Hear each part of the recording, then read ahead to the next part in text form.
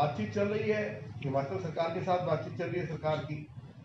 अगर वो हिमाचल से हमें और पानी मिल जाएगा तो हमारे क्षेत्र में तभी गंगा जल की सप्लाई बढ़ पाएगी।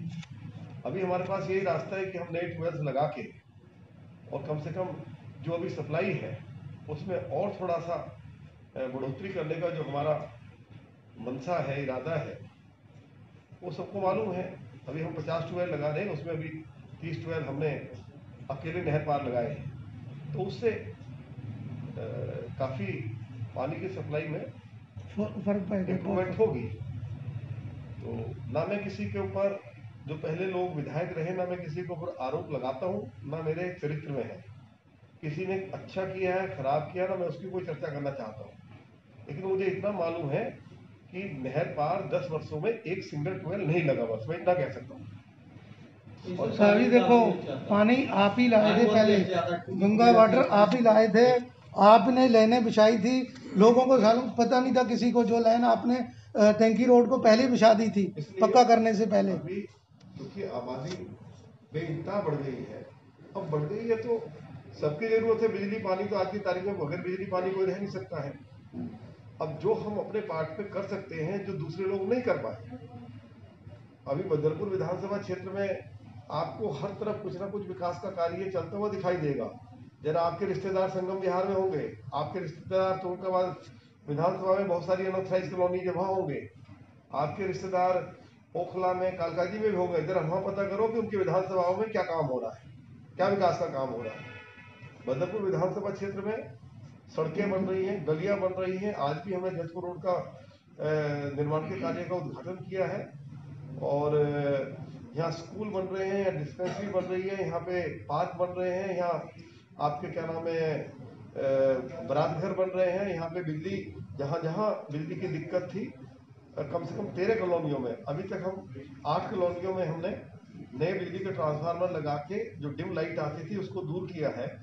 और इसके साथ साथ जो मूलबंद एक्सटेंशन में भी डिम लाइट आती थी, आज ही हमने 11,000 केवी की जो केबल है अंडरग्राउंड, वो बिछा के अब उसको अगले थोड़े से दिन में वहाँ भी हम इतनी बिजली उनको उपलब्ध करा देंगे कि जिसके पास कनेक्शन है, अगर उसको डिम लाइट आ रही है, उसका फ्रिज नहीं चल रहा, तो वो बेचारा कहेगा, बोलेगा वो कि मेरे पास कनेक्शन है तो मुझे मेरे घर में डिम लाइट क्यों आ रही है। तो ये अब का ये सारी जो 13-14 कॉलोनियों की समस्या थी, तो मेरे समय में नहीं उत्पन्न हुई, पहले से चली आ रही थी। तो पहले से चली आ रही थी, पहले किसी ने इस पर गौर नहीं किया। मुझे उस पर कुछ नहीं, कोई कमेंट्स नहीं करना है।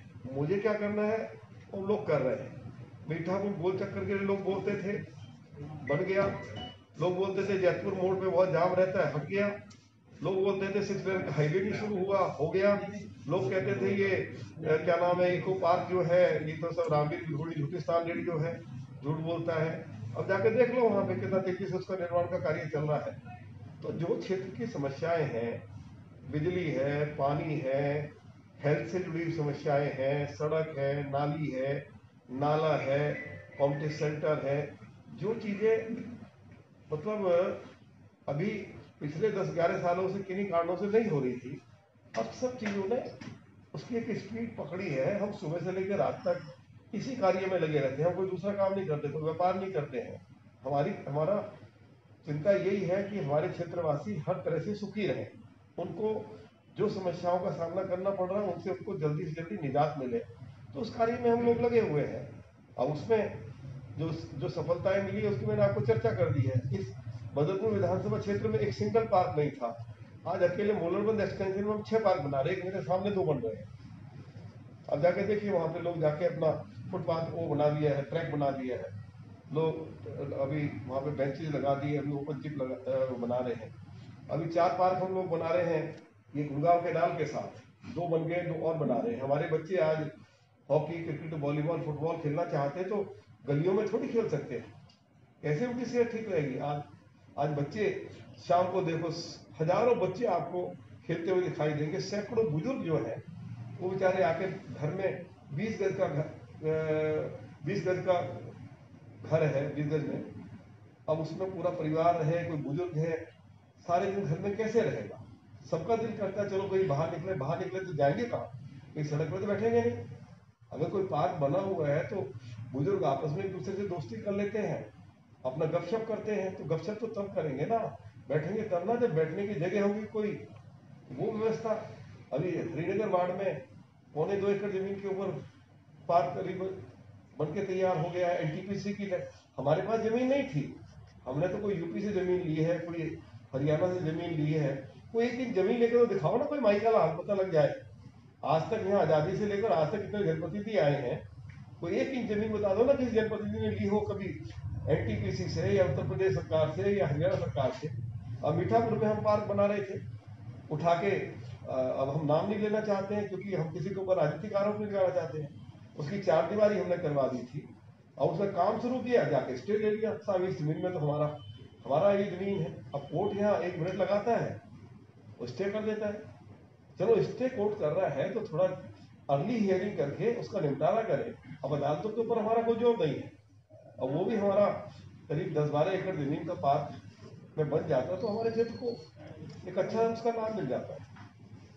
तो जितना जो कार्य है, अब लोग चिल्लाते थे अरे स्कूल नहीं बन रहा है जयपुर में, ओजोन लगा हुआ है। रामवीर बिधूड़ी ने कहा कि मैं चुनाव जीतूंगा, 6 महीने के अंदर बना दूंगा। मैं चुनाव जीता तो कोरोना आ गया, निर्माण के काम पर रोक लग गई। 4 महीने के बाद निर्माण कार्य पर रोक हटी। 6 महीने के अंदर मैंने 30 कमरे का बिल्डिंग बना के तैयार करके उद्घाटन कर दिया। जाओ ना जयपुर पार्टी में, कहाँ का ओजोन चला गया। लोग कहते थे 12 लगवा दो, अजी ओजोन लगा हुआ है, 12 नहीं लग सकता। अब कैसे 12 लग रहे हैं? काम करने की नीयत नहीं होगी, ना नीति होगी, और खाली बस रामवीर सिंह बिधूड़ी को गाली देना। गाली देने से अब किसी की राजनीति चलने वाली नहीं है। मैं आज एमएलए हूँ, लीडर ऑफ अपोजिशन हूँ, आपकी कृपा से, आपके आशीर्वाद से मेरा कैबिनेट मिनिस्टर का दर्जा है। मुझे वही सारी सुविधाएं जो दिल्ली के चीफ मिनिस्टर को है, जो मंत्रियों को है। और आज मैं ये कहूँ साहब मेरी दिल्ली में सरकार नहीं है, साहब मेरा केंद्र सरकार जो है वो तो कोई आपकी समस्या है पुलिस से रिलेटेड या केंद्र सरकार से रिलेटेड, आप एमपी साहब के पास जाइए। कॉर्पोरेशन की समस्या है तो आप काउंसलर साहब के पास जाइए। मैं कभी ऐसी बहानेबाजी ना करता हूँ, मैं जब तक इस कुर्सी बैठा ना करूंगा। मैं विधायक हूँ, चाहे वो हरियाणा उत्तर प्रदेश सरकार से रिलेटेड समस्या होगी, नगर निगम से होगी, केंद्र सरकार से होगी, दिल्ली सरकार से होगी, मैं कोई बहानेबाजी नहीं करने वाला हूँ। जो काम होने वाला होगा, चाहे सरकार किसी की भी हो, मैं अपने क्षेत्रवासियों के लिए उस सरकार का दरवाजा खटखटाऊंगा। बीइंग ए इलेक्टेड रिप्रेजेंटेटिव होने के नाते ये मेरी ड्यूटी है, ये मेरा धर्म है।